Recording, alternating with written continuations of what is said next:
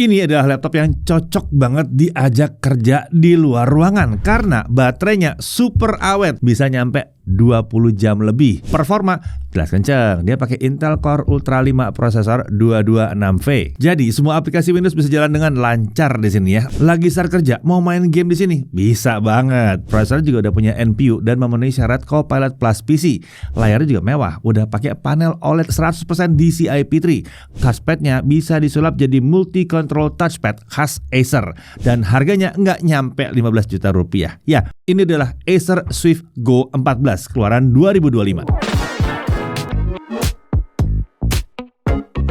Oke, kalau kemarin kita sudah nge-review laptop thin and light-nya Acer untuk kelas premium. Sekarang kita cek nih laptop kelas penengahnya dari Acer. Meskipun mungkin tidak semewah Swift Edge ya, yang satu ini masih membawa beberapa DNA Swift yang terasa premium juga. Contohnya touchpad dengan fitur multi-control ini dan desain SD cover atas laptop. Yang paling kami suka sih baterainya ya, karena dia bisa tahan sampai 20 jam. Penasaran? Ayo mari kita mulai bahas mulai dari spesifikasi utamanya terlebih dahulu. Untuk prosesornya ini pakai Intel Core Ultra 5 prosesor 226V. Codename-nya Lunar Lake. Litografi TSMC N3B. Base powernya di 17 watt. Dia punya total 8 core yang terdiri dari 4 performance core dan 4 efficient core. Maksimum turbo frekuensinya ada di 4,5 GHz. Intel Smart Cache-nya 8 MB. NPU-nya pakai Intel AI Boost. Performa up to 40 TOPS.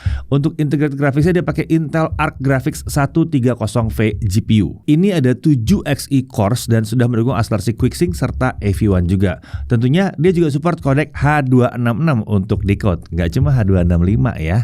Untuk kapasitas RAM-nya dia 16 GB, LPDDR5X langsung 8533, langsung dual channel 128 bit. Ini RAM-nya sudah terpasang di prosesor ya, jadi memang ini nggak bisa di-upgrade. Nah, untuk kapasitas storage-nya ada di 1 TB SSD NVMe PCIe Gen 4. Hanya tersedia satu slot M.2 di sini, jadi kalau mau upgrade kita bisa ganti SSD yang sudah terpasang aja. Nah, untuk konektivitas wireless-nya dia menggunakan Intel Wi-Fi 7 BE201. Jadi tentunya udah support Wi-Fi 7 atau Wi-Fi 7 ya. Dan Bluetooth-nya udah versi 5.4. Kapasitas baterainya ada di 65 Wh. Untuk OS-nya dia pakai Windows 11 Home. Nah, untuk form factor ini clamshell atau laptop klasik, materialnya aluminium. Warnanya ini steam blue atau warna biru yang agak gelap ya sebetulnya. Lebih ke arah abu-abu sebetulnya nih. Laptop yang satu ini hadir dengan desain Swift baru ya, seperti yang ada di Swift Edge yang sebelumnya kita review. Area sudutnya menggunakan desain diamond cut yang membuat laptopnya terasa elegan. Intinya, desain laptop yang satu ini terasa mewah dan profesional. Di area cover atas juga terdapat ukiran laser mirip seperti huruf S yang menggambarkan 3 keunggulan Swift, yaitu speed, slick, dan slim. Dan tentunya dia juga sudah punya sertifikasi military standard 810H, jadi lumayan tahan banting juga. Untuk dimensi, panjang 31 cm, lebar 22,5 cm, dan untuk ketebalannya di sisi paling tipis 1,14 cm, di sisi paling tebal di 2,18 cm. Ini sudah termasuk rubber fit-nya ya. Nah, untuk bobot, laptopnya aja di 1,27 kg, chargernya 252 gram. Ini adalah charger tipe Type-C dengan daya maksimum 65 watt. Total bobot kalau dibawa semuanya ada di 1,52 kg. Nah, untuk display dia pakai panel OLED ukuran 14 inci, resolusinya Full HD Plus atau 1920x1080 pixel. Jadi aspek rasionya lumayan modern di 16:10. Refresh rate-nya di 60 Hz. Menurut Acer, tingkat kecerahannya ada di 500 nits dan color gamutnya sudah di 100% DCI-P3. Nah, kalau dari pengujian kami, tingkat kecerahannya di mode SDR itu mencapai 414 nits, sedangkan di mode HDR mencapai 653 nits. Lalu untuk gamut coveragenya di 99,6% DCI-P3 dengan gamut volume di 117,3% DCI-P3. Jadi kalau mau dipakai untuk kegiatan content creation profesional, udah cocok yang satu ini. Dipakai buat nonton juga nyaman ya, karena layarnya udah disertifikasi HDR True Black 500 dan iSafe 2.0. Seperti layar OLED pada umumnya, layar laptop ini memiliki permukaan glossy ya, jadi memang memantulkan bayangan. Tapi layar seperti ini membuat warna yang ditampilkan jadi lebih cemerlang. Nah, ini untuk layarnya udah bisa dibuka 180 derajat, jadi bisa meminimalkan kerusakan akibat nggak sengaja terdorong. Dan layar seperti ini juga memudahkan saat kita ingin menampilkan isi layar ke lawan bicara di depan. Jadi mau presentasi di atas meja kafe yang kecil, Bisa, mudah pakai yang satu ini ya. Nah untuk kameranya, untuk yang versi Core Ultra 5 ini resolusinya di 1080p 30 fps. Dan kamera ini juga dilengkapi dengan teknologi Acer Purified View 2.0 yang mencakup temporal noise reduction agar gambar dari kamera jadi terlihat lebih jernih. Nah untuk meningkatkan privasi penggunanya, kameranya juga dilengkapi dengan privacy shutter. Tentunya karena prosesor ini punya NPU, jadi dia sudah mendukung fitur-fitur dari Windows Studio Effects seperti background effect, auto framing, dan eye contact. Nah, untuk mikrofon, dia menggunakan konfigurasi 3 mikrofon yang dilengkapi dengan fitur noise cancelling dari Acer Purified Voice 2.0. 2 mikrofon terletak di samping kanan kiri kamera dan 1 mikrofon terletak di sisi depan bodi laptop yang mengarah ke penggunanya. Nah, untuk kontes kamera dan mikrofonnya yang harusnya luar biasa, kurang lebih hasilnya seperti ini. Ya, sekarang saya lagi di studio untuk menguji kualitas kamera dari Acer SwiftGo 14 AI. Di sini saya menggunakan lampu studio, jadi pencahayaannya lumayan terang dan terlihat kalau gambarnya juga terang di sini ya. Untuk resolusinya ini 1080p, ketajamannya cukup baik dengan noise yang minim. Sekarang saya lagi di luar untuk menguji kemampuan mikrofon dan noise cancelling dari Acer SwiftGo 14 AI.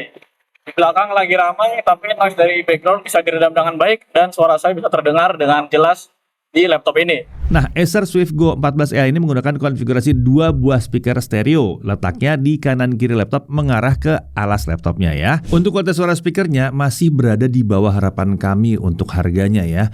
Volumenya bukan tergolong yang kencang, suaranya juga sangat dominan di mid dan high saja. Untungnya suaranya tidak terdistorsi dan sisi high-nya juga tidak melengking tinggi. Oke, kita lanjut ke konektornya. Di kiri ada satu HDMI 2.1, satu USB 3.2, 2 USB 4 yang sudah mendukung data transfer, display output, power delivery, dan Thunderbolt 4. Di kanan ada satu micro SD card slot, ada satu audio jack combo 3,5 mm dan satu USB 3.2.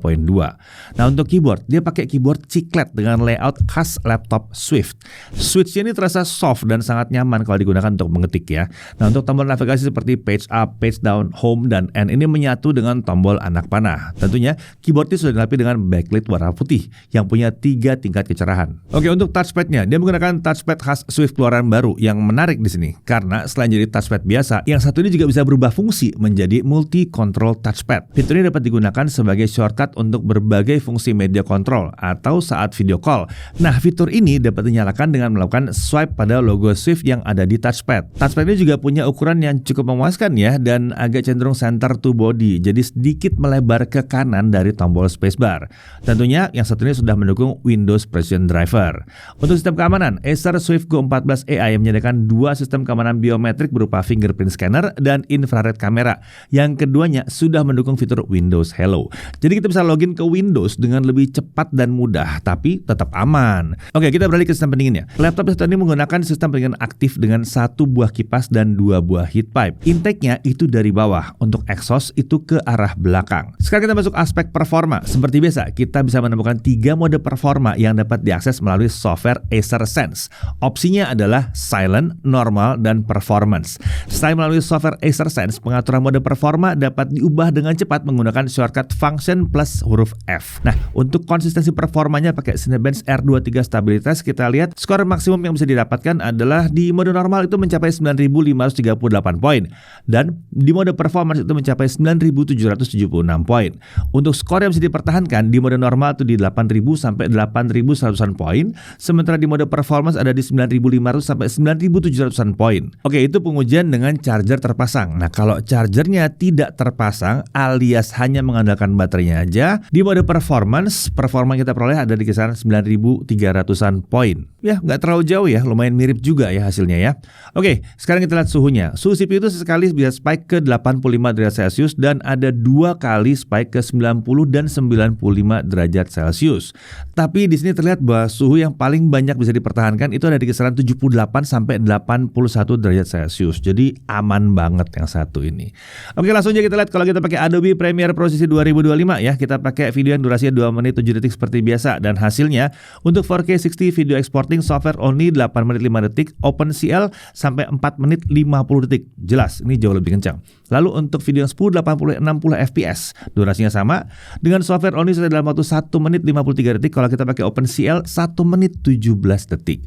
Nah, suhu kerjanya pas menjalankan menjalankan 4K 60 video export, suhu CPU itu ada di kisaran 60-70 derajat Celcius dan sempat sekali spike mendekati hanya 79 derajat Celcius sih. Jadi suhunya masih aman banget. Sekarang kita lanjut lihat kalau kita pakai DaVinci Resolve 19.1, masih pakai video yang sama ya. Kalau untuk 4K 60 video exporting butuh waktu 8 menit 45 detik. Sementara untuk 1080p 60 fps video exporting selesai dalam waktu 2 menit 40 detik. Nah, untuk suhu kerja pada saat melakukan 4K 60 video exporting, suhu CPU dari kisaran 69-78 derajat Celcius. Sekarang kita lihat kalau kita pakai CapCut Video Editor. Kita masih pakai video yang sama untuk 4K 60 video exporting selesai dalam waktu hanya 2 menit 32 detik. Sementara untuk 1080p 60 fps hanya butuh waktu 1 menit 11 detik. Oke, karena prosesornya ini punya NPU, jadi kita tes juga NPU-nya pakai AI Benchmark UL Procyon. Nah, di sini kita uji pakai Benchmark AI Image Generation dengan Stable Diffusion 1.5. Jadi kita mau lihat kemampuan NPU-nya untuk kegiatan AI Image Generation. Skor yang bisa diperoleh adalah di 3.253 poin dengan kecepatan generate image di 9,604 detik per gambar. Oke, walaupun ini adalah sebuah laptop tipis dan ringan, tapi harusnya tetap kita tes ya kalau main game bagaimana performanya. Hasilnya seperti ini.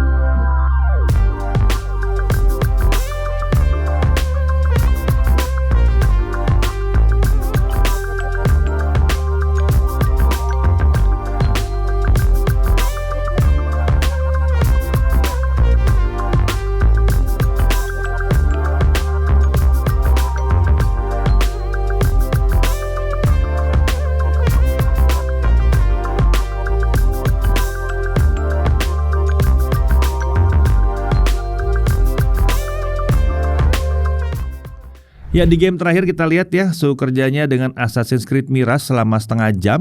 Suhu CPU dari kisaran 69-74 derajat Celcius. Jadi masih aman banget. Untuk suhu permukaan, area terpanas ada di dekat lubang exhaust yang mencapai 45 derajat Celcius. Tapi wajar, namanya juga dekat lubang exhaust.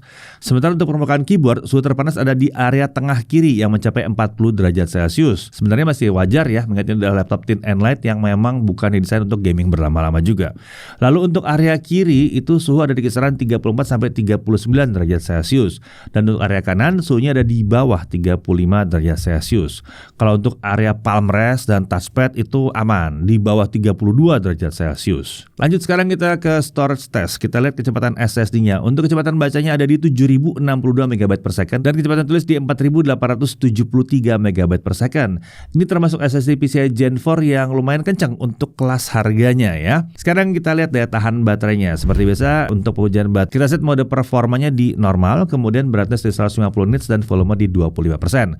Hasilnya saat digunakan untuk lokal video playback, laptop ini bisa bertahan selama bukan 20 jam tapi 21 jam 17 menit. Ini keren banget ya. Harusnya bisa dipakai kerja seharian sih yang satu ini. Berikutnya kita juga tes dengan standarnya Intel Evo ya. Mode performa dan volume masih sama tapi brightness kita naikkan ke 200 nits karena dia pakai layar OLED.